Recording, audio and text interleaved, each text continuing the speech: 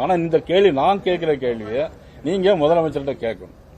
நேத்து போலீஸ் ஸ்டேஷன்ல கர்ப்பிணி பெண் போலீசார அடிக்கப்பட்டு வயிற்றுல மிதிக்கப்பட்டு ரொம்ப சித்திரவதைக்கு உள்ளாகப்பட்டு எங்க பெட்டிஷன் கொடுக்க போனவங்களே அவங்க பாதிக்கப்படுறாங்க. இதே மாதிரி முன்னால 2 வருஷத்துக்கு முன்னால ஒரு பாலியல் மெட்ராஸ்ல 1 வருஷமா ஒரு மனநிலை குன்றிய ஒரு பெண், அவங்கள 1 வருஷமா பாலியல் பலாத்காரம் பண்ணியிருக்காங்க. அவங்க பெற்றோர்கள் போய் ஸ்டேஷன்ல கம்ப்ளைண்ட் கொடுக்க போனதை அவங்கள அடிச்சு துன்புறுத்துறாங்க. ஆனா இந்த மாதிரி ஒரு ஆட்சி தமிழ்நாட்டில் எனக்கு தெரிஞ்சு இப்ப நடக்கிற ஆட்சி தான் நடக்கும் எனக்கு. இதை விட்டுட்டு இப்ப தாம்பரத்து மயிலாடுதுறை பக்கத்துல ஒரு தாழ்த்தப்பட்ட சமூகத்தை சேர்ந்தவங்களும் போலீஸை அடிச்சு துன்புறுத்துறாங்க. ஒரு வணிகர் பிடிச்சு டிவியில காலைல 10 மணிக்கு செய்தி பார்த்தேன். போலீஸ் வணிகர்கள் பிடிச்சு அடிச்சு தரையில கராரன்னு எடுத்துட்டு போறாங்க. இதெல்லாம் நீ கேட்க மாட்டீங்களா?